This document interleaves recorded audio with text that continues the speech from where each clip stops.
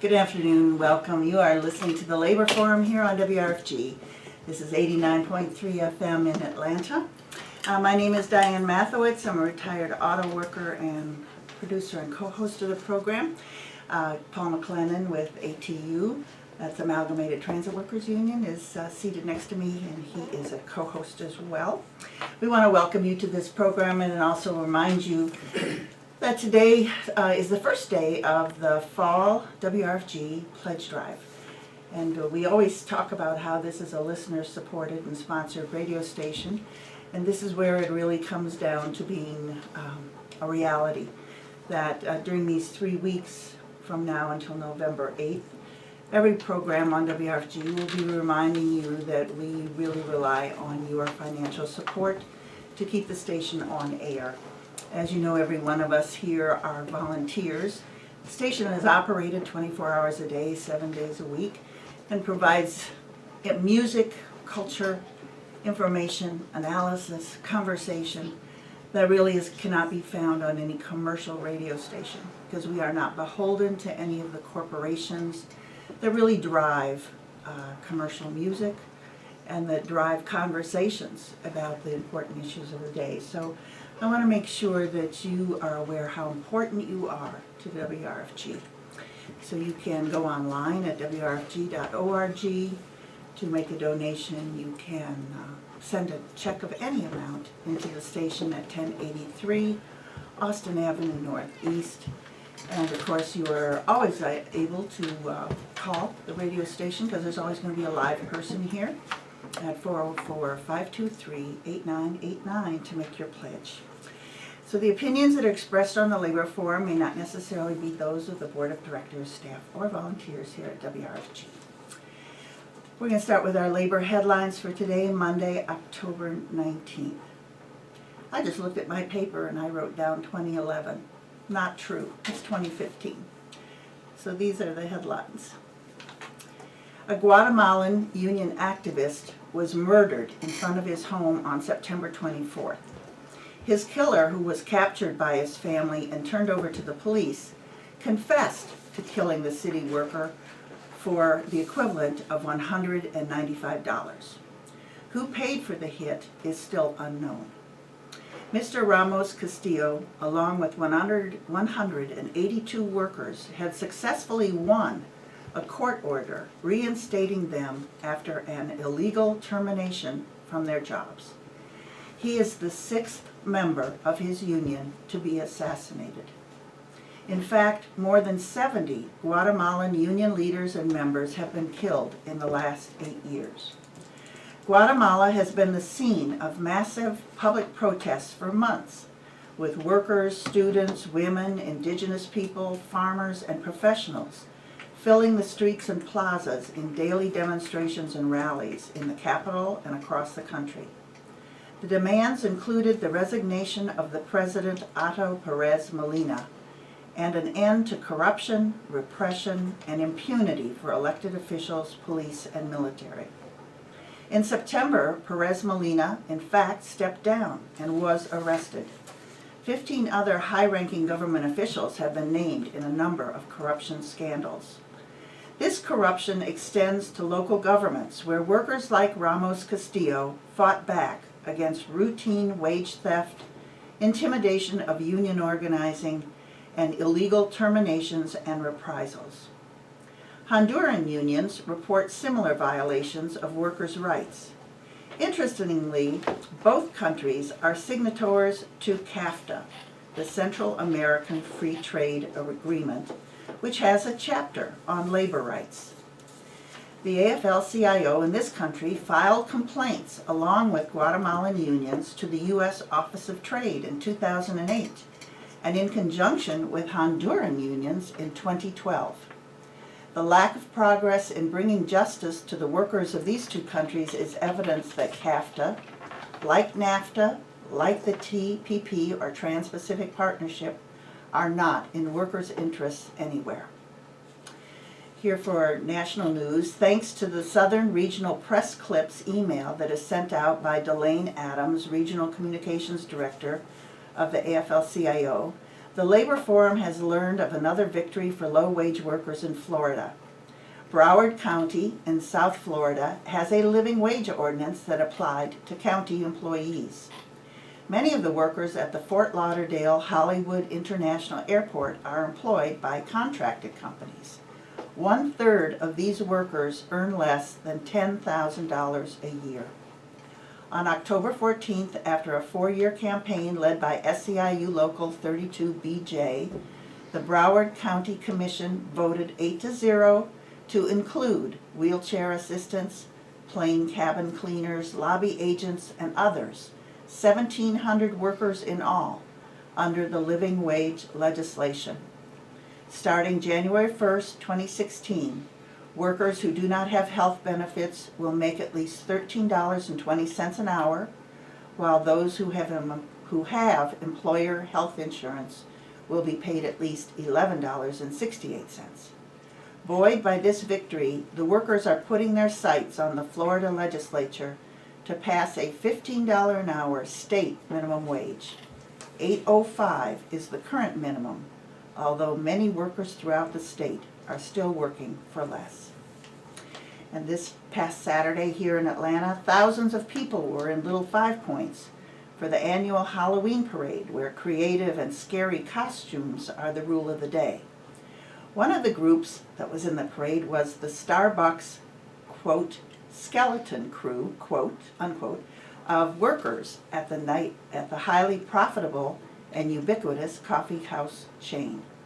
In a clever play on words, the workers wanted people to know about the conditions at Starbucks, where understaffing, ergo skeleton crew, low wages, uncertain shifts, and arbitrary management are the norm.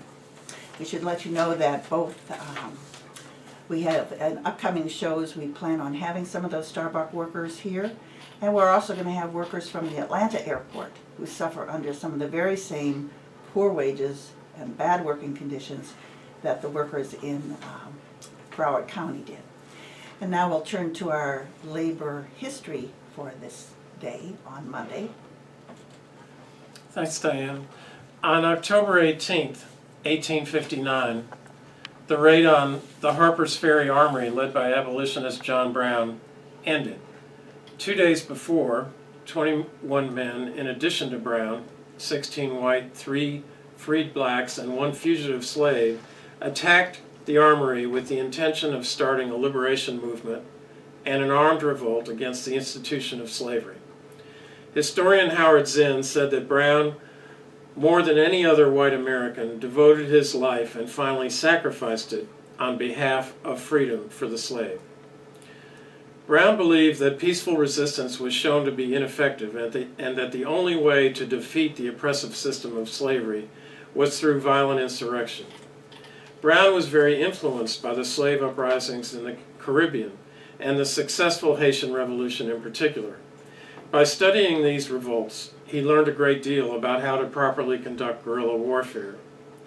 As he began recruiting supporters for an attack on slaveholders, Brown was joined by Harriet Tubman, General Tubman, as he called her. Her knowledge of support networks and resources in the border states of Pennsylvania, Maryland, and Delaware was invaluable to Brown and his planners. He and a small group began to plan the raid on Harper's Ferry, Virginia. He had originally asked Harriet Tubman and Frederick Douglass, both of whom he had met in his formative years as an abolitionist in Springfield, Massachusetts, to join him, but Tubman was prevented by illness, and Douglass declined, as he believed Brown's plan would fail. On the evening of October 16, 1859, John Brown and a group of his supporters left their farmhouse hideout on their way to Harper's Ferry. Descending upon the town in the early hours of October 17th, Brown and his men captured prominent citizens and seized the federal armory and arsenal. The armory was a large complex of buildings that contained 100,000 muskets and rifles, which Brown planned to seize and use to arm local slaves. They would then head south, drawing off more and more slaves from plantations along the way. As Frederick Douglass and Brown's family testified, His strategy was essentially to deplete Virginia of its slaves, causing the institution to collapse in one county after another, until the movement spread into the South, essentially wreaking havoc on the economic viability of the pro-slavery states. The local militia resisted, and Brown and the others retreated to the arsenal's engine house. In the late afternoon of October 18th, U.S. Marines under Colonel Robert E. Lee arrived and stormed the engine house, killing many of the raiders and capturing Brown. Some of the men, including 2 of his own sons, were killed in the raid. He was tried for treason against the Commonwealth of Virginia, the murder of 5 men, and inciting a slave insurrection. After a week-long trial and 45 minutes of deliberation, he was found guilty on all counts. Zinn writes, John Brown was wounded, captured, and sentenced to death by hanging by the state of Virginia with the enthusiastic support of the government of the United States. At his trial on November 2nd, 1859, Brown said, "Had I so interfered in behalf of the rich, the powerful, the intelligent, the so-called great, or in behalf of any of their friends, either father, mother, sister, wife, or children, or any of that class, and suffered and sacrificed what I have in this interference, it would have been all right, and every man in this court would have deemed it an act worthy of reward rather than punishment. I say, I am too young to understand that God is any respecter of persons. I believe that to have interfered as I have done, as I have always freely admitted I have done, in behalf of his despised poor, was not wrong but right. Now if it is deemed necessary that I should forfeit my life for the furtherance of the ends of justice, and mingle my blood with the blood of millions in this slave country, whose rights are disregarded by wicked, cruel, and unjust enactments, I submit, so let it be done." He was hung on December 2nd, 1859. After his execution, flags in Port-au-Prince, the capital of Haiti, were flown at half-mast. The main boulevard of the city was named John Brown Boulevard. 22 years later, in 1881, Frederick Douglass, the famous African-American abolitionist and orator, spoke at a college in Harper's Ferry and said, "If John Brown did not end the war that ended slavery, he did at least begin the war that ended slavery. When John Brown stretched forth his arm, the sky was clear." You know, it's very interesting. I saw in today's paper that there are commemorations at Harper's Ferry today. Also, people may, here in Atlanta, actually have gone to a play that was just at the Horizon Theater, also about John Brown. So it's very clear John Brown's legacy lives on.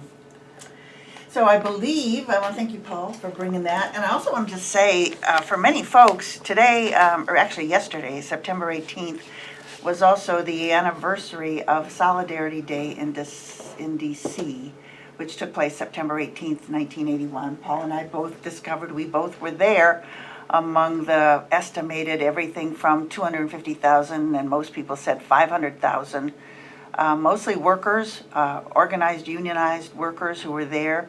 It was a response to the PATCO strike and the firing by President Reagan of some 12,000 air traffic controllers. It really was the green light for union busting, which the campaign by corporations and bosses, which has taken place in the intervening years. So I want to mention that as well. And I want to welcome to the program our guest who's calling in. So we have on the line Jesse Freeston. Hi, Jesse. Hey, Diane. How are you? Thank you so much. We know you're calling in from Washington, D.C., and that tonight you have a screening of a film which is also going to be screened here in Atlanta on Wednesday night at Georgia State. But we wanted to make sure that our listeners know that besides being a director of this film, which is called Resistencia, the fight for Aguan Valley, have I got the figure? Yep. Yep. You also are a journalist who has produced documentaries for Al Jazeera Fault Lines. You also work with Telesur, and many other voices of independent journalism here in the United States and around the world, actually. So we want to welcome you so much to the Labor Forum today. My pleasure. All right, so if you wouldn't mind, I just in the labor headlines made mention of the resistance that's taken place in Honduras since the coup, and your film is, perhaps you could just let our listeners know what your film is about. Basically, we could start it out by trying to imagine a situation, which is that imagine instead of today there being this debate all over television, radio, newspaper, and the internet about who's going to replace John Boehner as Speaker of the House or something like this. Instead of that, you had debate over what kind of article each person listening to the program would be interested in putting in a new constitution, and for the whole country, in part of a process that people were calling the refoundation of Honduras, or like they're using the verb to refound, which is a verb that doesn't exist in Spanish either, that they had created, refundar. And so that was the process that was happening. And the idea was that they were going to have a referendum on whether or not to open the Constitution and rewrite it by way of a constitutional assembly that would involve participation from every group in the country, whether it be group by profession, group by identity, the black community, the LGBT community, whether it be group by region of the country. They would all have some sort of representation in this assembly, and they would rewrite a new constitution for the country. So this was during this was during the administration of President Zalaya. Yes. And what year was that? Sorry? And what year was this? This is 2009. Okay. And so on the day that they were supposed to be voting in this referendum, instead of waking up to see ballot boxes, they woke up and saw soldiers. And it was the first coup d'etat in Central America in over 30 years. The third coup d'etat in this hemisphere in the 21st century. The first one in Venezuela didn't work, or it worked for only 36 hours. The 2004 coup d'etat in Haiti has been a success for the people that carried that out. And now we have the 2009 coup in Honduras. And so in that process, if this idea of rewriting the Constitution had made all these different groups in the country start to think very broadly and very big about what kind of country they wanted to live in, the coup took all those people and brought them under the same roof for the first time in the history of the country. And so you had a national resistance movement rise up and quickly organize committees in every one of Honduras' 298 municipalities. And they were in the streets for 180 straight days. And then this is the moment basically when our documentary starts, is at the birth of this resistance movement. And then the resistance fought for 180 days, and then the U.S., we now know from Hillary Clinton's emails and from some of the things that came out in the WikiLeaks release of the State Department cables, it's very clear the U.S., Canada, some other countries were very active in organizing a strategy of cleaning the coup. So they had a farcical election about 4 months after the coup, and a new leader came in not wearing military fatigues, but wearing a tie and a suit, as you would imagine an elected president would wear, and they came in and became the new face of the coup for most Hondurans, and for other people outside of Honduras, for many people, became the new elected president of Honduras. And so at that moment, the resistance seems like it's dead. You know, it seems all the countries are reestablishing trade ties, reestablishing aid. The military funding is restored. All these things are happening, and the resistance feels like they've lost, or a lot of them do at least. And it's at that moment that we get word that these farmers in the Aguan Valley had taken over the plantations of the most powerful men in the country. And they were transforming them into worker-run co-ops and starting to put in this participatory democratic vision that people were talking about nationally. These farmers were going to do it locally where they were. And the film picks up their story and follows them for 4 years as they defend those plantations and transform them into co-ops and communities. Wow. So you were there for 4 years during this whole struggle, filming? Yeah, on and off. I would go. I was self-funding it, so I would work on some other project, and then I would go for 3 months, and I would work on some other project, and I would go for 6 months. So on and off over 4 years. All right. So now, so that roughly goes from 2009 to 2013. So what has been happening that you know about in the last 2 years? Yeah, so it's become pretty clear that the status quo in Honduras is completely untenable. And what that means is that there's a resistance movement that will come and go in waves, but those waves are getting closer and closer together.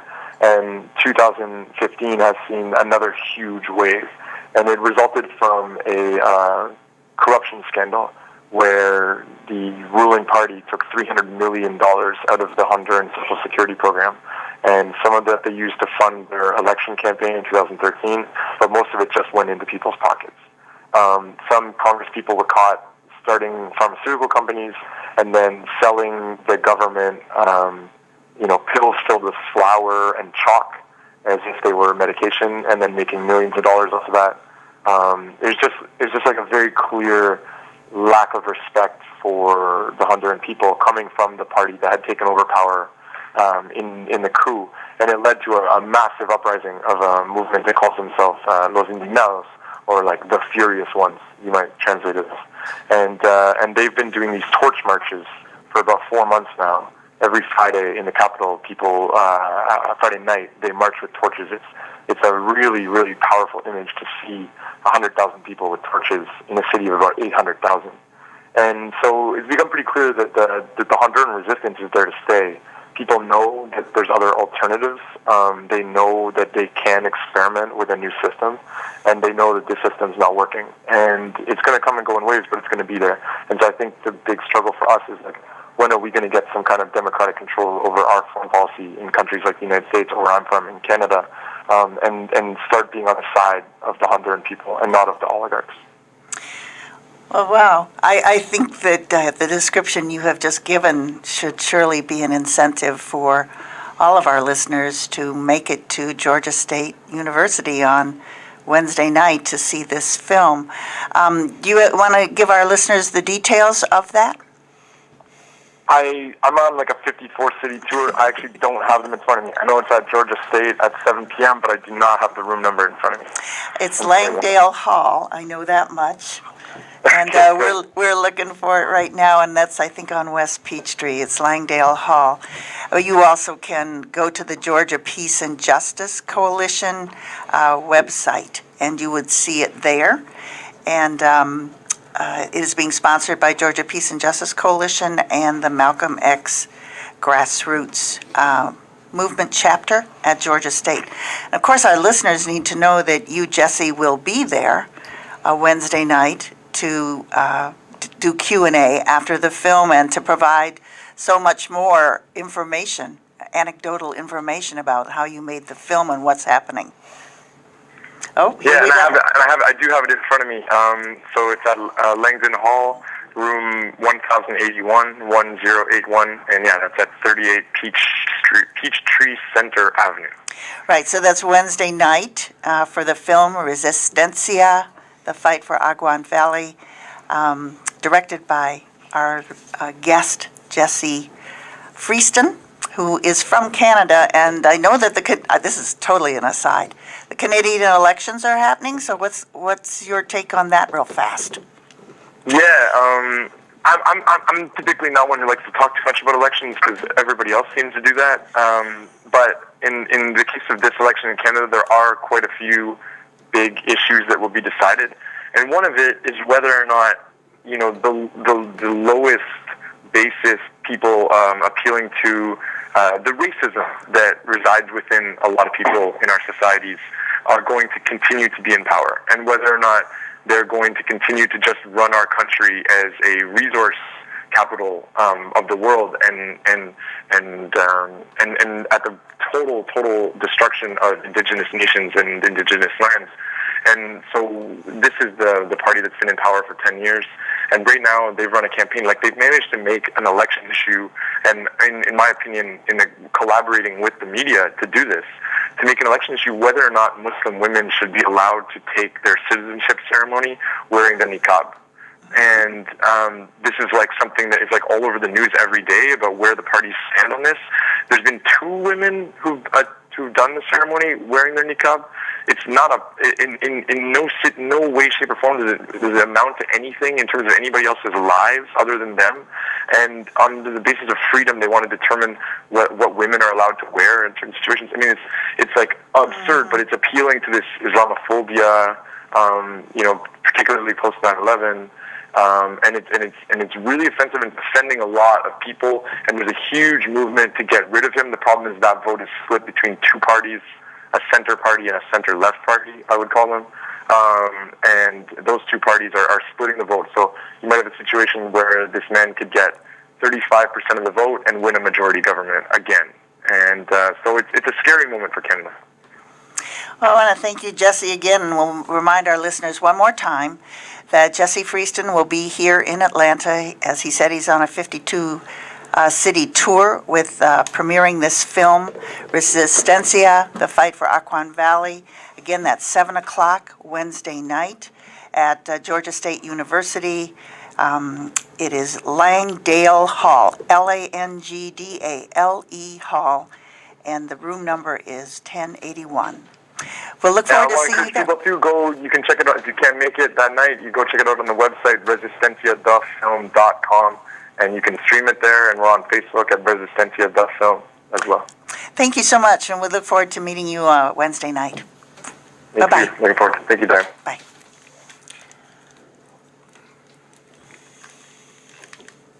We'll be right back. We're going to listen to a couple of messages important here for you from WRFG. And then our two guests are in the studio. We will be speaking with Alfonso Pines and Gino Lawson, and they are both Unite Here members, and Gino is a cook at the Hyatt Regency, and we want to talk about the issues important to hotel workers.